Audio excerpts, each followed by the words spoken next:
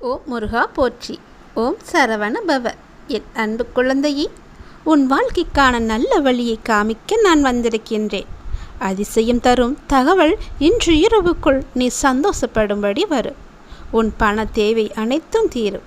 இன்று முதல் நீ குபேர யோகத்துடன் நீ ஆடம்பரமாக சந்தோஷமாக மன நிம்மதியுடன் வாழப்போகின்றாய். யோகம் உனக்கு ஆரம்பம். என்னுடைய பெயரை ஓ முருகா என்று சொல். அனைத்தும் மாறும். உன் கெட்ட நேரம் முடிந்துவிட்டது. என் அருளால் நீ மிகவும் பயந்த பெரிய பிரச்சனை தீர்ந்துவிட்டது. இன்று இரவுக்குள் நம்ப முடியாத பேரதிசயம் உன் வாழ்வில் நடக்கப் போகின்றது. நிச்சயம் என்னுடைய பெயரை சொன்னால் உன் வாழ்வில் நிச்சயம் அந்த அதிசயம் நடக்கும். என் வாழ்க்கைக்கு நல்ல வழியை காமிக்க மாட்டாயா அப்பா என்று என்னிடம் ஏங்கி தவித்து நின்றாய் அல்லவா? அதற்கான புதிய கதவுகள் திறக்கப் போகிறது.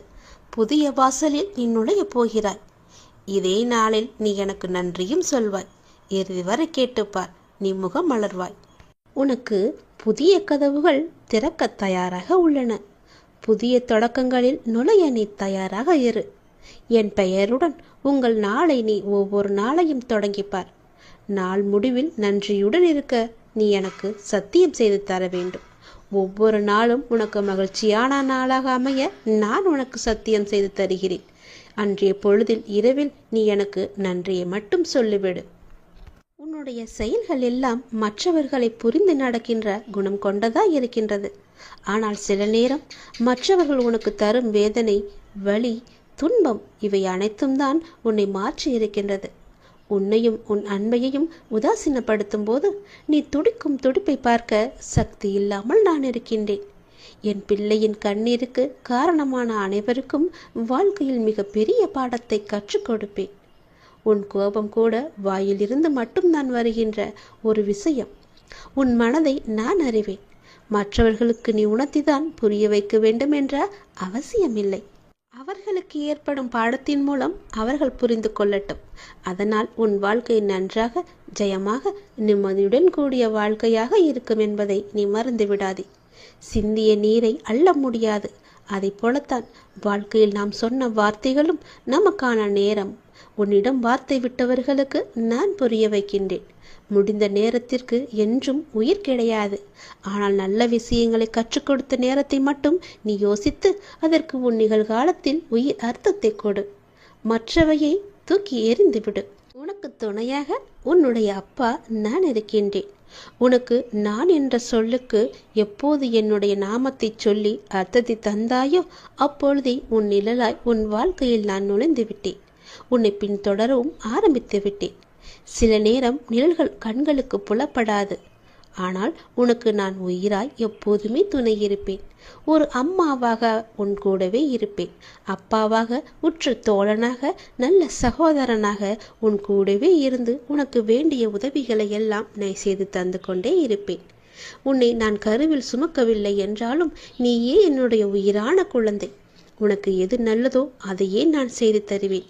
நீ எப்படி இருந்தால் உன்னுடைய வாழ்க்கை நன்றாக இருக்குமோ அது போலவே உன்னுடைய வாழ்க்கையை நான் அமைத்து கொடுப்பேன். உன் கர்மத்தின் பலனை நீ அனுபவித்தாக வேண்டும் என்று யார் வேண்டுமானாலும் சொல்லட்டும். உன்னுடைய கர்ம பலன்களை குறைப்பது என்னுடைய பொறுப்பு. உனக்கு என் மீது நம்பிக்கை இருந்தால் என்னுடைய சன்னிதானத்தின் முன்னர் வந்து ஒரே ஒரு தீபம் ஏற்றி உன்னுடைய வேண்டுதல்களை எல்லாம் சொல்லிவிடு. உன் கர்ம வினைகள் எல்லாமே எரிக்கப்பட்டு தூளாக்கி சாம்பலாக தருகிறேன். அதை தூசி போல தூசி என்று ஊதி வெள்ளிவிடு. நல்லது நடக்க நான் இருக்கிறேன். நான் உனக்காக கொடுத்த உன்னுடைய பெயர், புகழ், செல்வம் எல்லாவற்றையும் உன்னுடைய ஏதோ ஒரு செயலால் நீ வீணடித்து கொண்டிருக்கின்றாய். அது என்னவென்று தெரியுமா? பதட்டப்படாமல் தைரியமாக கேள். இது உனக்கானது. இது நீ உன்னிடம் வைத்துக் கொள்வதுதான் உனக்கு நல்லது. வீணடித்து விடாதே. ஏனென்றால் உன் துன்பங்கள் முடிய போகும் நேரம் இது. நான் சொல்வதை கேட்டுவிடு. உன்னுடைய துன்பங்கள் எல்லாமே முடிவுறப் போகின்றன. உன் வாழ்க்கையில் ஏற்படும் தீமைகள் எல்லாவற்றிற்கும் யார் காரணம் என்று நினைத்து கொண்டிருக்கின்றாய்? தெரியவில்லையா? அதற்கு எல்லாம் முழு காரணமும் நீ மட்டும்தான். உன் கர்ம வினைகள்தான் காரணம். எல்லாவற்றிற்கும் நீ காரணமாக இருந்து கொண்டு மற்றவர்கள் மீது பழி சுமத்தக்கூடாதல்லவா? எதை நீ விதைக்கின்றாயோ அதையே நீ அறுப்பாய். அதனால்தான் நான் அடிக்கடி கூறுகின்றேன், முடிந்தவரை எல்லோருக்கும் நன்மை செய் என்று. நீ நன்மை செய்தால் நன்மையே விளையும் உனக்கு. நீ பாடுபட்டு சேர்த்த புகழும் தவமும் சத்துருவான உன்னுடைய கோபத்தால் நாசமடைகின்றது. எனவே முடிந்தவரை கோபத்தை மற்றவர்கள் மீது நீ காட்டாதே. உனக்கு அவர்கள் துரோகமே இழைத்தாலும் விட்டுவிடு. அதற்குரிய பலன்களை அவர்கள் நிச்சயம் அனுபவிப்பார்கள். நீ விதைத்தது எப்படி உன்னை வந்து சேருமோ அது போலவே அவர்கள் விதைத்தது அவர்களை போய் நிச்சயம் சேரும். வாழ்வில் நீ படும் துன்பங்களுக்கும் இன்னல்களுக்கும் மற்றொரு காரணம் சுயநலம். உன் மனதில் சுயநலம் இருக்கும் வரை உன்னால் துன்பத்திலிருந்து விலகவே முடியாது, மீண்டு வரவே முடியாது. ஏனென்றால் சுயநலம் உள்ள இடத்தில் என்றும் அமைதி இருக்காது. அமைதி இல்லை என்றால் நிம்மதி இருக்காது. நிம்மதி இல்லை என்றால் சந்தோஷம் இருக்காது. சந்தோஷம் இல்லை என்றால் அந்த வாழ்வு எப்படி இருக்கும் என்று நினைத்துப்பார். அக்கறை இல்லாமல் செய்யும் எந்த பணியும் பயனளிக்காது. அற்பமாக தோன்றும் ஒரு சிறு செயலை கூட நீ ஆர்வமுடன் செய். எனவே செய்யும் செயல் எதுவாக இருந்தாலும் அதில் நாட்டமின்றி செய்யாதே. உனக்கு கஷ்டங்களை தரும் பகைவர்கள் உனக்கு வெளியே இல்லை என் தங்கமே. உனக்கு வெளியில் இல்லாமல் உன்னை சுற்றி உள்ளவர்கள் என்று நினைத்து கொண்டிருக்கின்றாய் அல்லவா? அது மிகவுமே தவறானது. பலவீனமான எண்ணங்களே உன் உண்மையான எதிரி. முதலில் அந்த பலவீனத்தை நீ விட்டுவிடு. உன்னுடைய மனதை நீ ஒருநிலைப்படுத்த கற்றுக்கொண்டால் எதில் ஈடுபட்டாலும் நீ சாதனை படைக்க முடியும். எப்பொழுதும் மனம் தளராமல் நீ இருக்க வேண்டும். நம்பிக்கை இழக்காமல் நீ இருக்க வேண்டும். இறைவனிடம் நம்பிக்கையை தளராமல் வைத்துக்கொள். நான் உன்னோடு தான் இருக்கின்றேன், என்றுமே நான் இருப்பேன். ஏனென்றால் நீ என் அருள் எண்ணி என்னிடம் வந்தாயல்லவா? அன்று முதலே என்னுடைய அருளையும் ஆசீர்வாதத்தையும் நான் உனக்கு கொடுத்து விட்டேன். நமது எண்ணம்தான் நமக்கு முதல் பயமே. என்ன நடக்குமோ என்று பயப்படுவதை விட நடப்பது நடக்கட்டும், எனக்கு கடவுள் துணை இருக்கிறார் என்ற தைரியத்தோடு இருந்தால் நடப்பது அனைத்துமே எப்போதும் நல்லதாகவே நடக்கும். அதுபோல நான் உனக்கு துணை இருக்கிறேன். உனக்கு செய்ய வேண்டியது எல்லாவற்றையும் நானே செய்து தருகிறேன். கவலைப்படாமல் சந்தோஷமாக ஒவ்வொரு நாளையும் நீ தொடங்கிப்பார். ஒவ்வொரு நாளையும் நீ முயற்சி செய்து முன்னேறிப்பார். நிச்சயம் உன் வாழ்வில் நல்லது நடந்து கொண்டே இருக்கும். என்னுடைய துன்பங்களுக்கெல்லாம் ஒரு தீர்வு கிடைக்காதா என்று ஏங்கி தவித்த உனக்கு ஒரு நிரந்தர தீர்வை தரப்போகிறேன். கேள். மகிழ்ச்சி என்பது வேறு எங்கும் நீ தேடி பெற முடியாது. அது முழுமையாக அடையக்கூடியதல்ல. அது உனக்குள்ளேயே ஊற்றெடுத்து நீங்கள் அந்த இயல்பிலேயே இருக்க வேண்டியது மிகவுமே அவசியம்.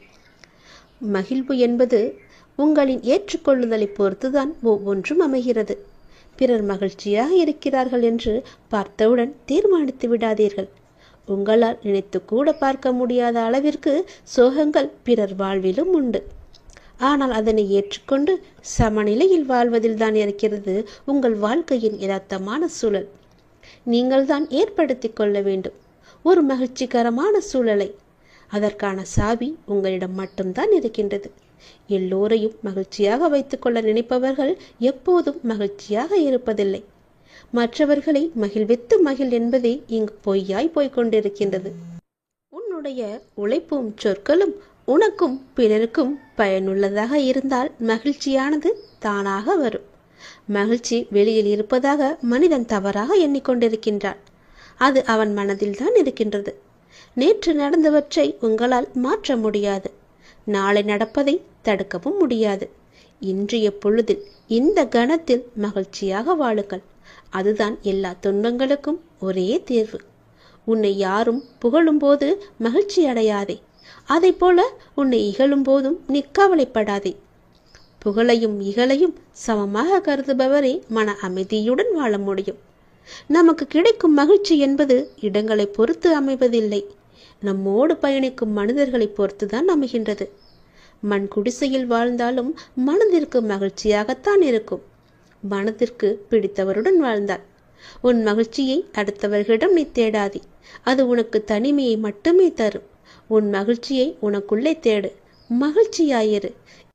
எதிர்பார்த்த போது கிடைக்காத எதுவும் அதன் பிறகு எத்தனை முறை கிடைத்தாலும் அது மகிழ்ச்சியை கொடுக்காது. மகிழ்ச்சி இருக்கும் இடத்தில் வாழ நினைப்பதை விட நீ இருக்கும் இடத்தை மகிழ்ச்சியாக உண்டாக்கு. மகிழ்ச்சியாக வைத்துக் கொள்வதற்கு என்ன செய்ய வேண்டுமோ அதை நீ செய். உன் வாழ்க்கையில் நிறைவு கிடைக்கும். உண்மையான மகிழ்ச்சி என்பது நம்முடைய மகிழ்ச்சி யாரையும் கவலையடைய செய்யாது இருப்பதாகும். என்னை சுற்றி 1000 உறவுகள் இருப்பதை விட என்னையும் என் உணர்வுகளையும் மதிக்கின்ற ஒரே ஒரு உறவு இருந்தாலே போதும். நான் மகிழ்ச்சியாக வாழ்வேன்.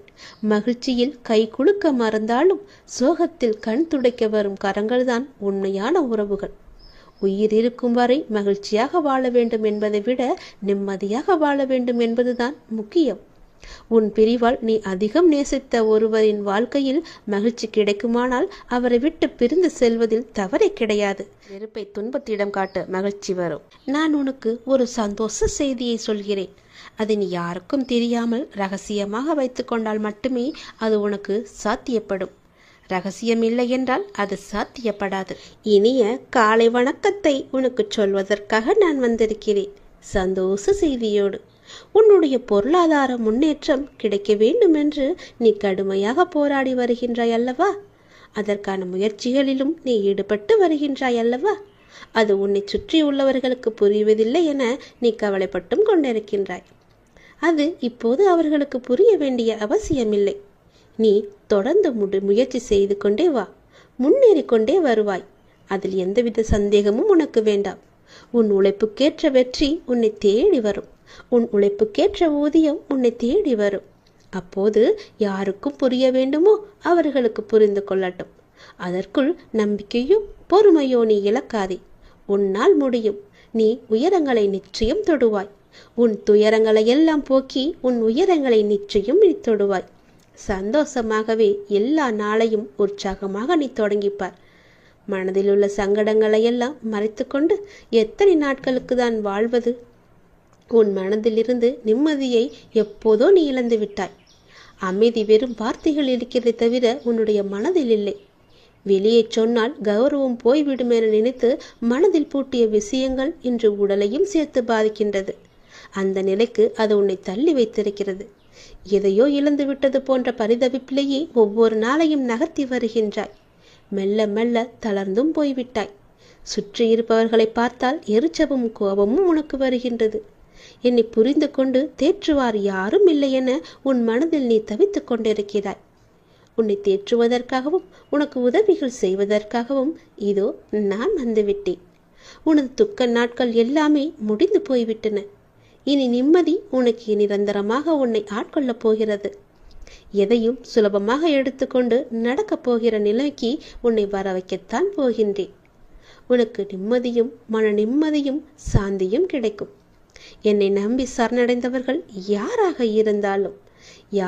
இருந்தாலும் எப்படிப்பட்டவர்களாக இருந்தாலும் அவர்களுக்கு என் உயிரையும் கொடுத்து அவர்களை காப்பது என நான் வாக்குறுதி கொடுத்திருக்கின்றேன்.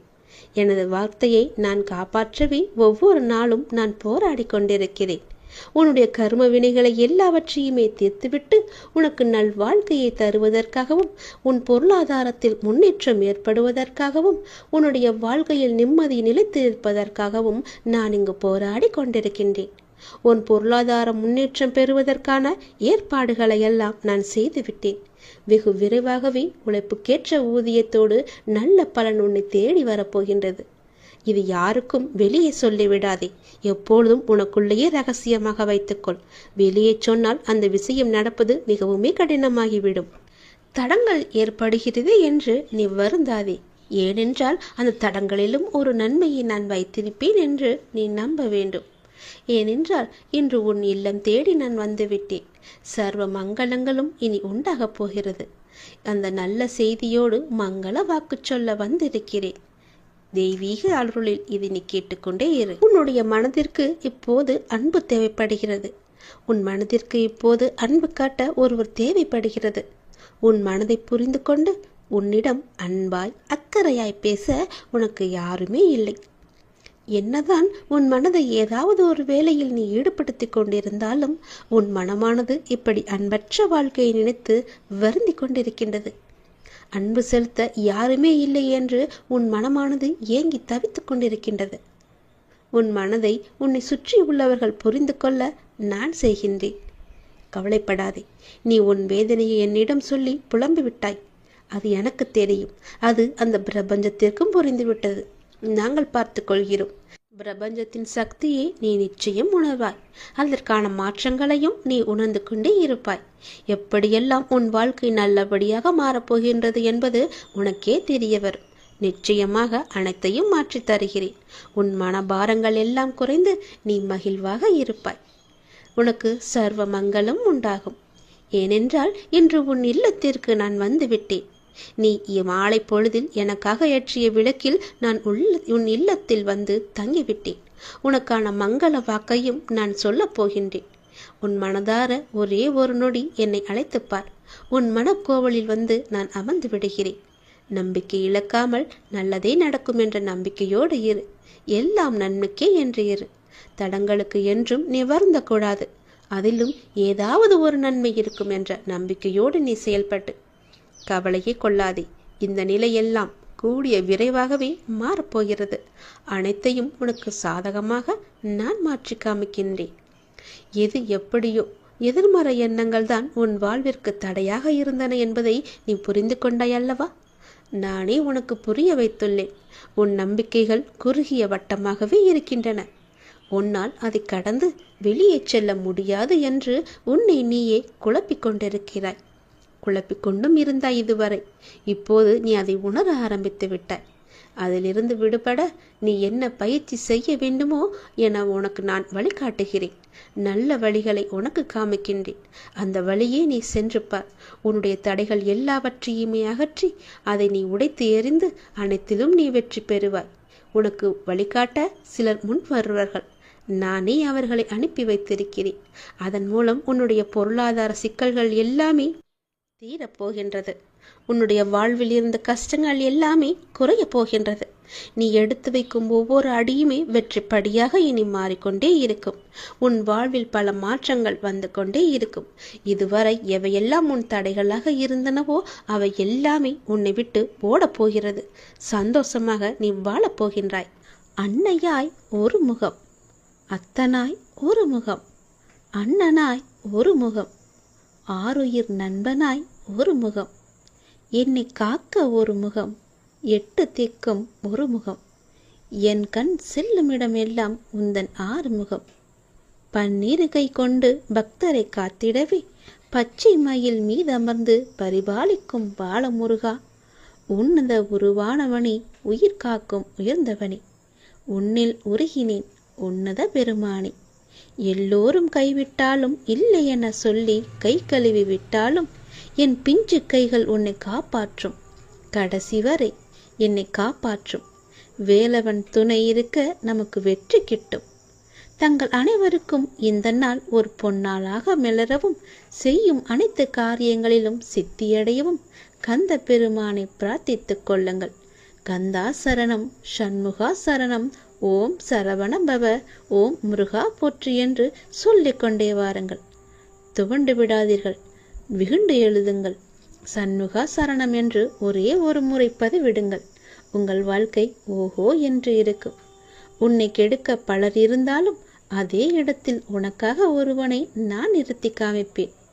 எனது தீவிர பக்தனை ஒருபோதும் நிலைக்குலைய நான் விடமாட்டேன். உனக்காக எந்த ரூபத்திலும் வந்து 1000 கரம் கொண்டு உன்னை நான் காப்பேன். நிச்சயம் உன் வாழ்க்கையில் பல நல்லதுகள் நடக்கும். ஓம் முருகா போற்றி. ஓம் சரவண பவ.